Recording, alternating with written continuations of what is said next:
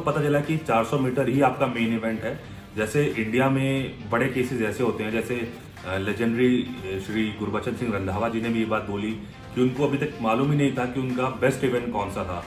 तो ये चीज़ कि आपके साथ भी हुई कि आपको आपका जो इवेंट था 400 मीटर का, आपको किसने बताया, कैसे बताया, and was that the right event you did?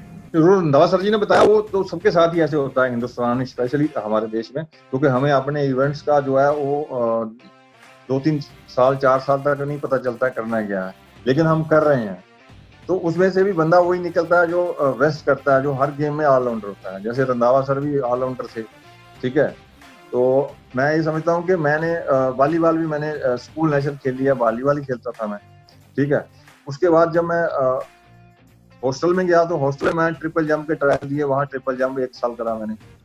तो मैं खो खो भी मैं खेलता था। खो खो में मैं 7 मिनट अकेला ही निकालता था। जो मेरा एंडोरेंस था, जो मेरी एक बेस बना, वो खो खो से बना। स्कूल लेवल में मैं खो खो भी खेल किया।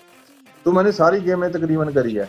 तो ट्रिपल जंप से मैंने ट्रिपल जंप जब मैं करता था तो उसमें वहां पे जब 400 वाले या रनर्स थे, उनके साथ जब मैं रनिंग करता तो मेरी रनिंग भी अच्छी थी। तो ट्रिपल जंप में क्या था कि एंकल जो है वो इतना स्ट्रांग नहीं हो, मेरा एंकल जो है डिसबैलेंस या उसमें इंजरी आती हमेशा रहती थी। तो मेरे कोच जो हरजीत सिंह थे वहां पे, उन्होंने फिर बोला कि आपकी स्टाइल लाइन अच्छी है और आप 400 कर सकते हो, ये रेस आप करो। तो ठीक है जी। और जब उन्होंने बोला तो मैंने 400 मीटर स्टार्ट कर दी, और एक इंडिविजुअल इवेंट है, आप अच्छा कर सकते हो। तो उन्होंने मेरी स्टाइल लेंथ और रनिंग वगैरह देखते रहते थे। तो ट्रिपल जंप से मैंने शिफ्ट करके फिर 400 पे आ गया। तो उसके बाद वो एक इवेंट बन गया मेरा कि आपने 400 मीटर करनी है। तो मैं फिर 400 में कामयाब भी हुआ। और ये कब की बात है, किस जगह की बात है ये? होशियारपुर में टांडा उड़मुड़ शहर है, पठानकोट रोड पे पड़ता है ये। जब मैंने हाई स्कूल 10th पास करी अपने स्कूल नैनोवाल जट्टा से, और उसके बाद मैं हमारे एक वहाँ पे टांडा उड़मुड़ एक शहर है, वहाँ से मेरे घर से 40 किलोमीटर दूर, और वहाँ पे हॉस्टल ज्वाइन करा मैंने। और इवन मैं वहाँ पे साई की एक स्कीम चली थी 86 में, उसमें मेरा छोटा ब्रदर संदीप 100 मीटर में फर्स्ट आया था, उसको मैं ज्वाइन करवाने गया था वहाँ पे साई में। तो उसको जब ज्वाइन करने गया तो वहाँ पे एक ट्रिपल जंप की वैकेंसी खाली थी, मैंने भी ट्रायल दे दिए वहाँ पे। मैंने 10th कर ली थी और उसने 5वीं क्लास पास करी थी, तो उसको मैं लेके गया था। तो उसके बाद फिर उसकी तो ऑलरेडी सिलेक्शन हो रखी थी 100 मीटर में। तो फिर मैंने ट्रिपल जंप के ट्रायल दिए तो मेरी भी सिलेक्शन हो गई वहाँ पे। ये बात है 88 जलंधर टू पठानकोट रोड। और उसके बाद फिर हमने छोटा ब्रदर और मेरा और हम दोनों ने वहाँ पे एडमिशन ले ली, और 2 साल मैंने वहाँ पे रहा हूँ उस हॉस्टल में। और फिर 91 में मैंने CRPF ज्वाइन कर ली। यही गुरबचन सिंह रंधावा जी थे जिन्होंने मुझे ज्वाइन भी कराया था। यही मेरे फर्स्ट कमांडेंट थे, स्पोर्ट्स अफसर थे यहाँ पे।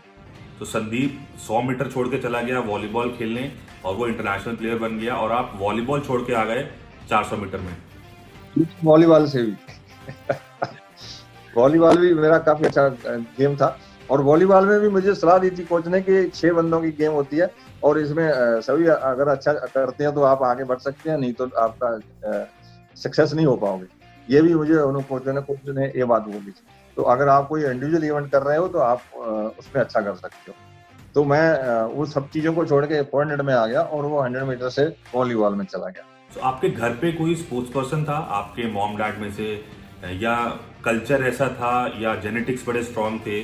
व्हाट वाज द फैक्टर कि आप दोनों ही इतने अच्छे लेवल पे खेले? मेरा फादर जो है वो बहुत अच्छा स्पोर्ट्समैन तो नहीं था, लेकिन वो अपने लेवल का उस जमाने में कबड्डी का प्लेयर अच्छा था, और जैसे जेवलिन थ्रो भी अच्छा करता था फादर, वॉलीबॉल भी अच्छा खेलता था, वो भी एक किस्म का हाई जंप करते थे फादर। तो वो भी ऑलराउंडर थे, लेकिन उनको कोई बताने वाला नहीं था कि आप कुछ स्पोर्ट्स कर सकते हो। तो उन्होंने एयरफोर्स ज्वाइन कर ली, और एयरफोर्स जैसे नॉर्मली ज्वाइन करी तो वहाँ पे सब इवेंट्स वगैरह जैसे उनके कोई होते हैं तो करते रहते थे, लेकिन उन्होंने कोई इवेंट नहीं चुना था अपना, और वो स्पोर्ट्समैन थे। आई गेस 1991 में आपने जूनियर नेशनल में पार्टिसिपेट किया था, और उसके बाद you got an appointment letter from CRPF। So was that the right decision? CRPF को आपने क्यों चुना? जूनियर नेशनल खेला था मैंने, जूनियर स्कूल खेल के मैंने ज्वाइन कर गया था CRPF। और यहाँ पे क्या था कि यहाँ पे हमारे गांव के पास के हरिचंद साहब थे, जो Asian game double gold medalist है। उनका नेशनल रिकॉर्ड भी रहा 10 किलोमीटर का, तो थोड़े दिन पहले ही टूटा, वो भी बहुत लंबा चला। तो होशियारपुर से बहुत ज्यादा स्पोर्ट्समैन तो नहीं थे, लेकिन बहुत जितने भी थे स्ट्रॉन्ग थे, जितने भी स्पोर्ट्समैन थे वो अर्जुन वाड़ी हुए हैं और टॉपर हुए हैं। तो उनको देखते हुए मुझे यहाँ पे सीआरपीएफ आ गए थे। तो मैं उस टाइम ज्वाइन भी कर गया था, तकरीबन मैं 17.5 साल में भी आ गया था यहाँ पे सीआरपीएफ में। तो छोटी एज में आके मैं ज्वाइन कर गया था सीआरपीएफ। तो फिर उन्हीं को देखते हुए, और हमारे एक जो मैनेजर थे यहाँ के जीएस झंडा, वो भी हमारे होशियारपुर के थे, वहाँ के रहने वाले। तो उन्होंने फिर एक मुझे था कि मुझे एक प्लेटफॉर्म मिलना चाहिए यहाँ पे सीआरपीएफ के। उस टाइम के स्पोर्ट्समैन बहुत अच्छे थे। 400 मीटर के भी सुरेंद्र करके एक ऑफिसर रिटायर्ड हो गए, वो भी अच्छे थे। मतलब इनकी टीम बहुत अच्छी थी, एक इनका बेस अच्छा था। और मुझे लग रहा था कि सिंथेटिक ट्रैक कहीं नहीं है, दिल्ली में है, दिल्ली में ज्वाइन कर रहा हूँ तो मुझे मौका मिल जाएगा। दूसरा फिर गुरबचन सिंह रंधावा जी जिन्होंने ज्वाइन कराया, तो इनका तो नाम था ही बहुत बड़ा। तो ये सब चीजें थी। आप बड़ी अच्छी पोजीशन पे हैं सीआरपीएफ में। सो आपका डिसीजन जो था सीआरपीएफ को ज्वाइन करने का, आपको लगता है कि बिल्कुल सही डिसीजन था? डिसीजन सही था। और बहुत सारे लोगों ने बोला कि आप पंजाब पुलिस में, आपके सभी फ्रेंड पंजाब पुलिस में हैं, वहां भी ज्वाइन कर सकते हैं। तो मैं ये समझता हूँ कि किस्मत एक बहुत बड़ी चीज होती है, और बंदे को खुश रहना चाहिए जहाँ पे भी है। और मैं यहाँ पे बहुत खुश हूँ, बहुत अच्छा हूँ, और मेरे को बहुत संजोग मिलता है, बहुत सपोर्ट मिलती है। और यहाँ पे भी अभी भी हमारे जो सीनियर डीआईजी स्पोर्ट्स हैं, वो खजान सिंह, आपने नाम सुना होगा, स्विमर, तो वो हमारे डीआईजी स्पोर्ट्स हैं। तो उनके साथ हम मिलके काम करते हैं और बड़ा अच्छा लगता है। और फैमिली भी यहीं पे है, सेटल है, और बहुत बढ़िया। आपके पीछे जो फोटोज लगी हुई हैं, ये सीआरपीएफ के नहीं बल्कि इंडिया के लेजेंड्स की फोटोग्राफ्स है। वो गुरबचन सिंह रंधावा जी हैं, नंबर 1 पे पहला अर्जुन अवार्ड मिला था। फिर उनके बाद हरिचंद सर जी हैं, फिर खजान सर हैं, ये सभी अर्जुन अवार्डी पद्मश्री हैं। फिर उनके बाद कुंजू रानी मैडम है, कुंजू रानी, जो वेट लिफ्टिंग में वर्ल्ड चैंपियन हुई है, पद्मश्री है, अर्जुन अवार्डी है भी। फिर मैं आता हूँ, उसके बाद अकरम शाह है, जूडो प्लेयर है, और फिर वेट लिफ्टर हैं आगे। तो ये सभी अवार्डीज है जो लगा रखे हैं। सो एथलेटिक्स में अगर ओलंपिक्स की बात की जाए और मेडल की बात की जाए, सो 4x4 रिले जो है खासतौर से वुमेन की, उसमें बहुत ज्यादा हमारी एक्सपेक्टेशन पहले भी रही हैं और आज भी हैं, और आपने उस टीम के साथ काम किया हुआ। तो आपको क्या लगता है कहां पर हम लोग लैग कर रहे हैं कि वो टीम ओलंपिक पोडियम पे नहीं पहुंच पा रही, और कैसे पहुंच पाएगी? बिल्कुल, उसका रीजन यही है कि एक तो हमारा जो कंपटीशन सबसे हम एक लेवल तक पहुंच जाते हैं। उस लेवल तक पहुंचने के बाद जो है कंपटीशन का लेवल कम हो जाता है। कंपटीशन बहुत ज्यादा हमें हमारे देश में या यहाँ पे कैंपस के अंदर किसी चीज की कमी नहीं है। हमारे पास टॉप क्लास ट्रैक है, टॉप क्लास स्टेडियम है, जिम है, सब कुछ है, और डाइट वगैरह जो भी है सब टॉप क्लास है, कोई किसी चीज की कमी नहीं है। टीम अभी आज की डेट में 46 के डाउन 4 के 4 रनर दौड़ रहे हैं, एक बहुत बड़ी अचीवमेंट है। तो आगे जो समय आ रहा है उसमें हम बिल्कुल ओलंपिक में मेडल लेंगे, वर्ल्ड चैंपियनशिप में भी हम मेडल लेंगे। इवन जूनियर वर्ल्ड चैंपियनशिप में चोपड़ा ने तो मेडल दिया और उसने बड़े अच्छे रिजल्ट थे। और ये अभी दुर्भाग्य है कि रहा हमारे साथ कि इस ओलंपिक में भी हम उम्मीद कर सकते थे चोपड़ा और तेजिंदर तूर से, जबकि तेजिंदर तूर 22 मीटर के आसपास गोला फेंक रहा था आज की डेट में, जो एक ओलंपिक में मेडल आ सकता है। और उससे भी तो चलो, ये तो सबके साथ ही है, जो ये एक वायरस आ गया, इसके साथ पहले तो निपट रहे हैं हम लोग। आपके ट्रेनिंग डेज में कौन आपके सबसे अच्छे दोस्त हुआ करते थे, दिल्ली से या उत्तर प्रदेश? दिल्ली से तो दिनेश रावत और अमित खन्ना आपके बैचमेट थे। सो और कौन आपके अच्छे दोस्त हुआ करते थे उस समय? बिल्कुल, अमित खन्ना तो 100 मीटर करता था, लेकिन ये बंदे जो है फास्ट सिटी के रहने वाले और हम गांव से आए तो थोड़ा तेज तो होता ही है। लेकिन इसमें सबसे बड़ी बात ये है कि जब भी मैं रेस लगाता था अमित की बड़ी मेरे को हेल्प होती थी। तो मैं उसमें क्या होता था कि मैं नॉर्थ साइड से मैं अकेला होता था, और उसमें 400 में साउथ साइड के ज्यादा प्लेयर होते थे।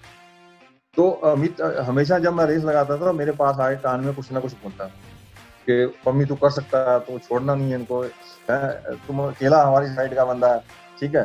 तो एक बड़ी हिम्मत देता था बंदा, हमेशा मेरे पास आता था जब रनिंग करता। तो मैं रेस हमेशा अच्छी लगाता था और फर्स्ट ही आता था। तो ये बंदे बड़े मस्त बंदे हैं, बड़े अच्छे दोस्त हैं मेरे। और इवन साउथ में भी लीजो डेविड है, रामाचंद्रन है, जटा, जो हमारा ग्रुप था, बात होती रहती है हमेशा सबसे। तो सब बड़े बड़े अच्छे बंदे थे, मस्त बंदे हैं, और आज भी इन लोगों से तो मिलते रहते हैं, दिल्ली में बात होती रहती है, और मेरे पास भी आ जाते हैं। परमजीत सिंह के अभी तक के 5 इंडियन एथलीट्स कौन से हैं जिनको वो समझते हैं कि वो उनके फेवरेट हैं, irrespective of their performance, whatever reason, आपके 5 एथलीट्स कौन से हैं जिनका नाम आप लेना चाहेंगे कि आपके हिसाब से वो आपके ऑल टाइम बेस्ट 5 एथलीट्स हैं? देखो, कुछ तो मेरे साथ ही थे, और हमारे से सीनियर जो सबसे पहले ज्यादा नाम सुनते थे तो हम पीटी उषा का सुनते थे, उनका नाम लेना चाहूंगा, पीटी उषा जी। और उसके बाद फिर गुरबचन सिंह रंधावा सर जो है, इन्होंने मुझे ज्वाइन कराया था, और यहाँ पे जब आए थे सबसे पहले इनको मिलने का मौका मिला, तो ये तो है ही हमारे लीजेंडरी। और उसके बाद फिर ज्योति सिकदर हमारे साथ रहे हैं और हमारे से सीनियर थे। शाइनी विल्सन बहुत बड़ा नाम था। और उसके बाद जो मेरा best friend Amit Khanna, Amit record holder रहा और बहुत अच्छा प्लेयर रहा है। अंजू मार्कोस है, वो हमारे से थोड़ा और बहुत ही अच्छा पर्सनैलिटी है, बहुत अच्छी लॉन्ग जंपर रही। एक और बड़ा कोइंसिडेंस आपके साथ हुआ है, बहुत कम ऐसा होता है कि आपका जो पहला इंटरनेशनल एक्सपोजर था that was Hiroshima Asian games. तो बहुत कम ऐसा होता है किसी भी स्पोर्ट में कि एक एथलीट आता है, उसको कोई और टूर नहीं मिलता, सीधा ही वो एशियन गेम्स में जाते हैं। बिल्कुल बिल्कुल। फर्स्ट जब मैं कैंप ज्वाइन किया था, और विद इन 6 मंथ के अंदर, जब मैं उस टाइम मैं 11th प्लेयर था 400 मीटर में, जब मैंने कैंप ज्वाइन किया था, और उसी साल हिरोशिमा एशियन गेम थी। तो 400 के 10 प्लेयर मेरे से अच्छे थे, 10 रनर मेरे से अच्छे थे। तो मैं एक सोच भी नहीं सकता था कि मैं एशियन गेम भी खेल जाऊंगा, जब मैं इनसे बेटर कर जाऊंगा। तो जब मैं कैंप ज्वाइन किया, तो डे बाय डे मतलब मैं एक सीरियस हो गया उस चीज में, और मेरे कोच ने भी और सबने ये बोला कि तुम एशियन गेम खेल सकता हो। और मुझे ऐसा लग रहा था यार कि मेरा तो अभी 11वां नंबर है 400 मीटर में, और एशियन गेम अभी 6 मंथ पड़े, कैसे हो सकता है। तो जैसे मैं वहां पे ट्रेनिंग कर रहा था, रनिंग कर रहा था, डे बाय डे मेरी रनिंग बड़ी अच्छी बेस्ट हो रही थी। तो मैं पहले कंपटीशन में जब हुआ तो मैंने 6th प्लेस आ गई, और मुझे ऐसा लग रहा था कि यार रिले में 4 लोग जाते हैं तो मैं बेस्ट ऑफ 4 में आना। तो जैसे जैसे वहाँ 5-6 कंपटीशन हुए, और मैं बेटर करता गया, और मैं उसी साल इंडिया का बेस्ट प्लेयर हो गया। और 47 बहुत सालों के बाद 47 डेली की मैंने रनिंग करी ओपन नेशनल, और इंडिविजुअल क्वालिफाई भी किया एशियन गेम के लिए, और एशियन गेम किया। पहला टूर मेरा एशियन गेम का ही था फर्स्ट। तो बहुत खुशी हुई थी कि बहुत सारे लोग बहुत सालों से ट्राई करते हैं, तो मैं पहले कैंप में पहली बार जाके 6 मंथ के अंदर अंदर अपना एक एशियन गेम खेल गया। तो एक बहुत बड़ी अचीवमेंट थी मेरे लिए, बहुत बड़ी खुशी की बात। काफी यंग होंगे आप उस समय। टोटल कितने एशियन गेम्स आपने खेले और कितने आपके मेडल्स आए? मैं 3 एशियन गेम खेला। 94 एशियन गेम हिरोशिमा में 4x4 5th थे, और इंडिविजुअल में सेमीफाइनल में आउट हो गया था। और 98 बैंकॉक एशियन गेम में मेरा ब्रॉन्ज मेडल था, और सिल्वर मेडल था 4x4 रिले में, और जिसमें हमने नेशनल रिकॉर्ड भी करा था। और पर 2002 बुसान में फिर सिल्वर मेडल था 4x4 रिले। आपके करियर की लास्ट रेस कहाँ पर थी, आपको याद है वो रेस? मैंने जैसे 91 से शुरू करा, और मैंने लास्ट रेस जो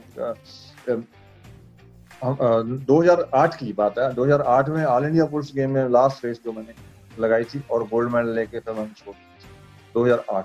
और वो मुझे उसके बाद फिर इंजरी वगैरह भी स्टार्ट हो गई, और एक एज भी हो गई, एज फैक्टर भी होता है, तो मुझे लगा कि अब छोड़ देना चाहिए। वो 2008 में मेरी लास्ट रेस। तो पुलिस गेम्स तो आपके लिए एक काइंड ऑफ ओलंपिक्स रहता है, तो उसमें काफी अच्छा डोमिनेंस रहा है आपका पुलिस गेम में। वन साइडेड आप अकेले ही चैंपियनशिप और ट्रॉफी लेके चले जाते थे।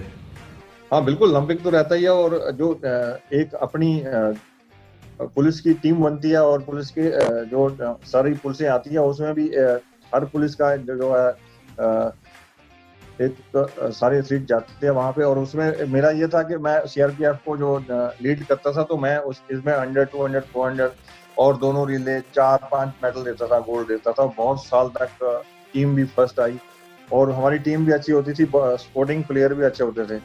तो एक उसमें कहीं भी मैं जाता था, इंडिया के किसी कोने में भी होता था, जब हमारी ऑल इंडिया फोर्स गेम आती थी, तो मैं भाग के वो मीट को लड़ने के लिए आ जाता था, क्योंकि जिस डिपार्टमेंट से खा रहे हैं और हमें दे रहे हैं, तो उसके लिए जो कुछ करना है। तो ये तो एक बहुत खुशी होती थी कोई भी जब भी ऑल इंडिया पुलिस गेम आती थी तो मैं बड़े अच्छे से लड़ता था और मेरा कोई कंपटीशन भी नहीं खास होता था इसमें ऑल इंडिया पुलिस गेम में।